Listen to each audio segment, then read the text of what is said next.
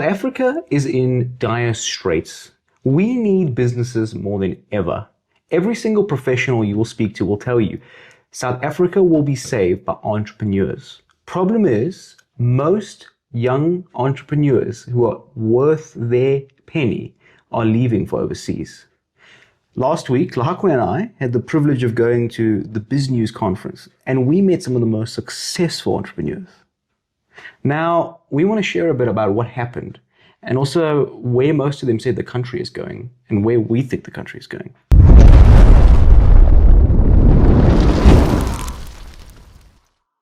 Hi, Lahakwe, how are you? I'm good, man. I'm good. No, one thing that I actually wanted to touch on with our experience at the BizNews conference is how our interactions went with these so-called rich business people. Very like everyone already thinks money, wealth, opulence, all of that, which all of that is true.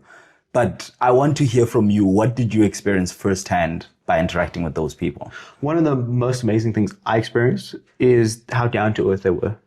Not every rich person, I believe, is down to earth, but the ones that attended the BizNews conference and that group of people, like 9 out of 10 of the people I met were receptive, lovely, and would stop and be like, oh, hi, I'm so-and-so, who are you? And it was just amazing meeting the most powerful, wealthy people, some of the most powerful and wealthy people in South Africa, getting to shake their hand and sit in the same room as them and realize that they're just humans, just like you and me. That was amazing. Yeah, no, I agree with that. And I would like to add on to that with what you're saying is that they're so down to earth. Because when I sat in that room, I thought to myself, I am breathing the same air as some of the billionaires in our country. Does this make me a billionaire? Unfortunately, not. But it was an amazing experience nonetheless. Yeah. So to speak more about these people, what stood out to you that a lot of normal people would always question you about, but these people didn't really seem to be interested in? What is that one distinction that you think separates rich people and everyday normal people? Well, okay, so I'm involved in many business organizations and NPOs, okay? And so I'm a young guy. So most people I interact with, now I'm not throwing shade at anyone or any education or anything like that. But what I found absolutely hilarious when I got back and I was thinking about it, most people I interact with, the first thing they ask me is, what did you study? Okay. So oh, did you do a BCom to get into business? Did you do this? Did you do that? And education is very important. It's very powerful. And I agree with studying and a lot of things and I learn a lot. But not one of them asked me that. Most people ask young guys, what did you study? Instead, what they ask me is, what do you do? What are you doing to change this country? What business do you do? How are you making your money? They must know something that we don't. Yeah. And why is that? Why do you think they don't ask the question, what did you study? But rather, what are you doing? Well, I think because they know that they employ all the people that study. And so I was hanging around with the people that are employing all the people I know. So I don't mean to say that in a way that's gloating, because it's not. I mean, I just interacted with them. Anyone can go to the BizNews conference. But still, I got to interact with some of the most amazing people and realizing after being there that people that don't have money generally are encouraging people to become good employees. Whereas these guys are like interacting with one billionaire that we met.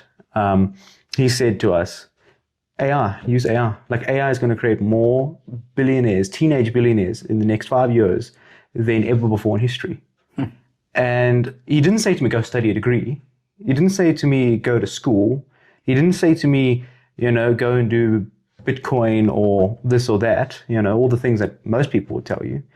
He said to me, go learn AI and figure out where there's a gap in the market. Use AI to create everything from the business plan to the financials you need to everything, and then go run with it. Go find the gap in the market. AI can show you the gap in the market in South Africa. And this person was actually Rob Herschel, and he used the example of ice cream. So he said, I think it was a mango flavored ice cream. And he said that, he went onto AI and just asked, well, what ice cream flavors are not in South Africa? And mango and some other strange ones came up. And he was like, I've never tried those. I would love to try them. And he used it as an example and said, if you just go bring those flavors to South Africa, or figure out how to make them in South Africa. Make them a huge, like everyone wants to buy it because it's the new thing. It's not going to last forever, but you'll make a lot of money. And that was the example he used. Wow. So leveraging AI to Yes. your utmost best is the one advice you received from Rob Hersov. Yeah. And also with what you're saying there reminds me of it's not a quote, but a reference to Rich Dad Poor Dad, that C students hire the A students. Exactly. So it's quite interesting. And I think a lot of people know this already, but they just don't do anything about it. So even AI, a lot of people know about AI. They know the knowledge and the success that one can get by working with AI, but we just don't. No, we don't even touch the iceberg of the capabilities with AI. And I'm not going to share all my tips and tricks with AI. You want to be I the want to keep them to myself. But I mean, what I would say, like, we have become very successful by just learning AI. Learn AI, figure out everything you can do with it. And don't, like, I was having this long conversation with my brother because he is big into investing and all those things. So he looks at things analytically. And he was saying, there's an AI bubble and it's going to pop and whatnot. And I haven't read into that. Okay. But we definitely know that there's a bubble. We definitely know that. Okay. But what the bubble does not include is the fact that AI is amazing and it is worth billions of dollars. It might lose a lot of stock brokers that are investing in all these AI companies a lot of money if the bubble did pop. Yeah. But AI will still remain. And the tools that are able to process information that we could never even get our fingers on 20 years ago is there to code, Like some people pay a coder maybe 60,000 Rand a month. You have a machine there that can do all that for you for 500 Rand a month. Maybe 1,600 if you go for the more expensive tier. And you can create whatever you want. Like, sign me up. I'm encouraged on the one hand, but I'm also discouraged on the other hand, because one hand, we can create all of these amazing things. The other hand, we see that everyone around us is not even catching on to that. How do we bridge that? How do we connect the amazing things we can do and the people that aren't actually doing the amazing things? Because they have the tools. Everyone has the tools. Everyone has the tools. So why are we not doing it? I don't know. Yeah, it's a very difficult question. But what I do know is that we can do it. And we can encourage those around us. We're surrounded in a very poor area. And we can, instead of telling young, black people in the area, young black guys, like, go and spend 3 years and spend 60,000 Rand to go study a degree, they maybe don't even have their matric. We say, no, okay, you can speak English well, you understand reasoning, you understand all these things, and you want to become successful. Come, I'll teach you this tool that will revolutionize your life. And they have to be willing. 9 out of 10 of the guys are going to be like, they're going to fail. They're not going to do it. But the one that maybe will catch on to it, will use it to the full degree and become a successful businessman. Because he can get all the information that the big business owner in your town has had for years. All at the click of a button. AI, okay, I'm not an expert on AI, but this is what I learned at the conference. AI only is as good as the user. And so you can use AI to make you better, which makes the AI more useful, which makes you more successful. Yeah. Oof. That is a mouthful, but definitely worth breaking down. I want to also get your thoughts on hard work. The concept of hard work, blood, sweat, and tears to build something successful. You just spoke about AI and how easy it is now to build a business, a successful business at that. Do you think that it only takes hard work to build a business? Is the majority of the success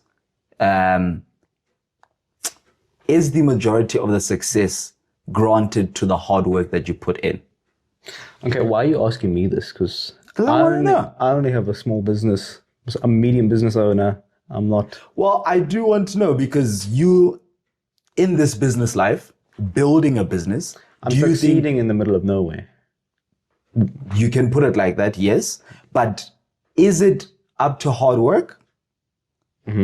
Or let me put it this way, because I want to give you the full picture, but I wanted to get your thoughts before I gave you the full picture. What is the full picture? My full picture is that hard work makes less than 50% of a successful business. The other part of the success of a business is the connections that you have. because they will lead you from the one level that you're on to the next level. Because majority of founders succeed by connecting people. Yes. You don't become successful because you sat down and you learned marketing in your business and finance in your business and this and that and that. Okay, well, no, I agree. But I would say it like this. I've only figured that out in the last 2 weeks. I've been involved in business since I literally left school. Okay. Went straight into business, got involved, helped build up a business. Okay. And then I become a part of it to a large degree. But I was so focused on building the business, getting my hands and my sweat and my blood and my tears in the business. And it worked. But what I realized with you actually, with trying to get the Brohood to be big, is that connections and going to conferences, most people look at this like, who wants to spend 25,000 Rand and go to this conference? Like, that's such a waste of money. You're just going there to hang around a bunch of rich guys. Like, what are you going to learn? You're just going to be around, they're all going to drink wine and smoke cigars and do whatever, and you're just going to go there and probably not fit in. But the person that would think that is dead wrong. Yeah. Dead wrong. And I realized that with you, with trying to grow the Brohood and trying to connect and really grow the movement of raising up the next generation in this country, is that going there, we got to interact with people that you would never get to interact with on a normal day. And those were activists, those were politicians, those were billionaires and millionaires. Those were guys with stories that journalists dream of sitting down with. And we got to sit there and just have conversations with them, Ask them about anything and everything. Ask them about anything and everything. But the thing is that I think you and I realized while we were there, and you can add to this, is the confidence of just going and just being like, listen, this is who I am. I might not be as successful as you, but I'm young, I'm driven, and I'm hoping to change this country. Yeah. And they were like, wow, you two young guys, black and white guy, how are you guys even friends in the first place? Secondly, how are you guys involved in business and doing this and you're not just off at a frat house, And I think a lot of them said that to us. Yeah, they did. And I actually want to add on to what you're saying there, being in that environment that encouraged the conversations that we had, the interactions, the knowledge that was passed down and so forth. You can't expect to have the same if you meet the same billionaire, the same exact people that we met there, if you meet them at a coffee shop or you meet them at the gym. You can't go up to them and expect to have that conversation that's productive and will lead you to the different bits of knowledge that we took from them. Yeah. Why? Because they're not in the mind state of instilling, of giving a part of themselves to random people. Like, they went there to connect with other people. Yeah. So when we're there, they see us, they're like, oh, here are young people here.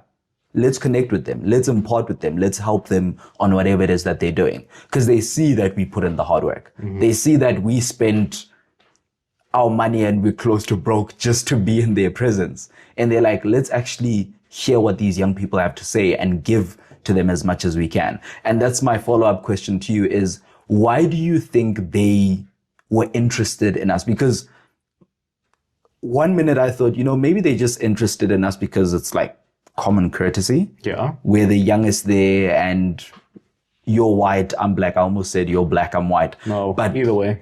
It works.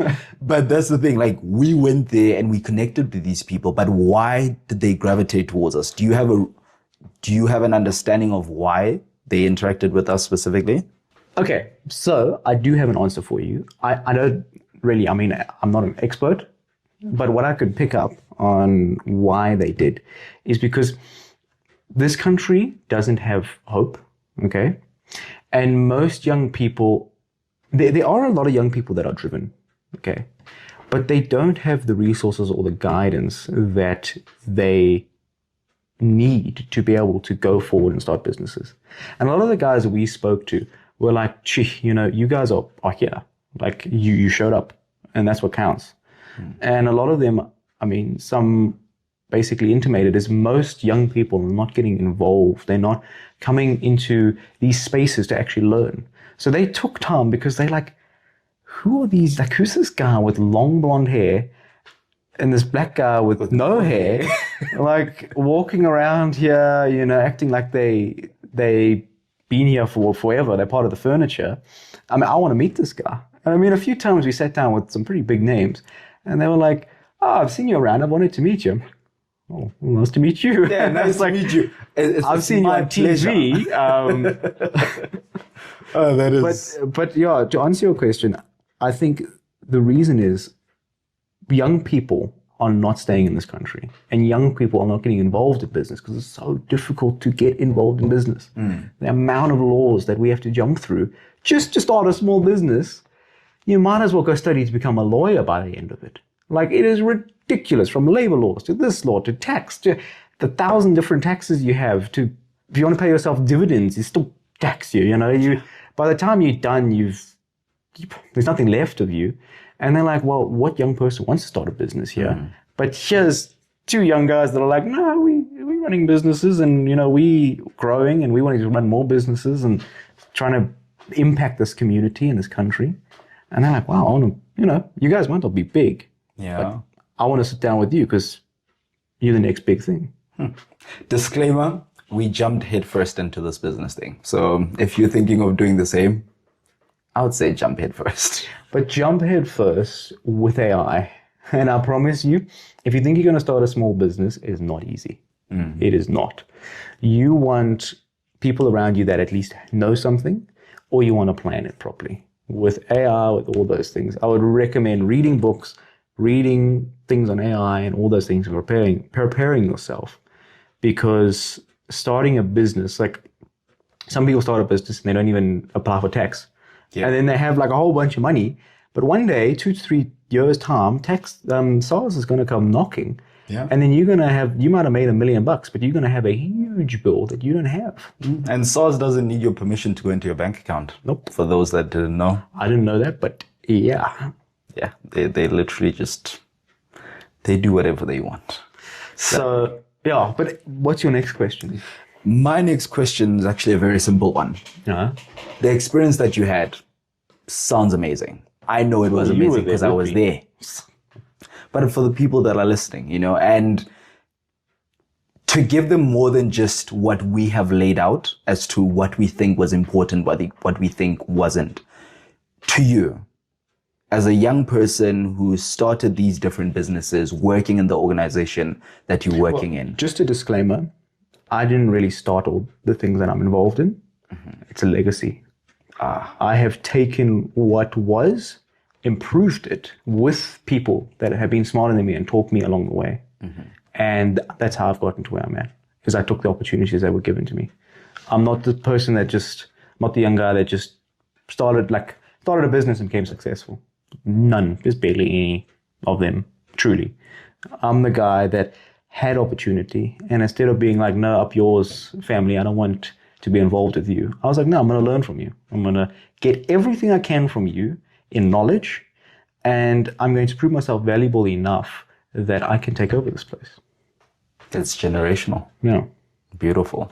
But on that note, from your experience and with everything that you're involved in, what was the biggest takeaway from the BizNews conference and from interacting with the people that you interacted with?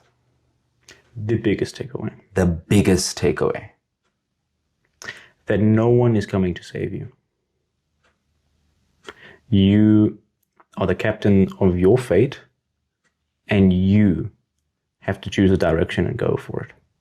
And you might hit a storm, you might sink, but if you don't take the direction and you don't start, you're not going to go anywhere either. That's my biggest takeaway. Because we went there not knowing what was going to happen. We went there risking. No, we're just going to go meet people. And now opportunities have opened, new connections have begun, we learned so much, and the sky's the limit. That's my biggest takeaway. You heard it here first, ladies and gents. So thank you very much, and we'll see you guys in the next one.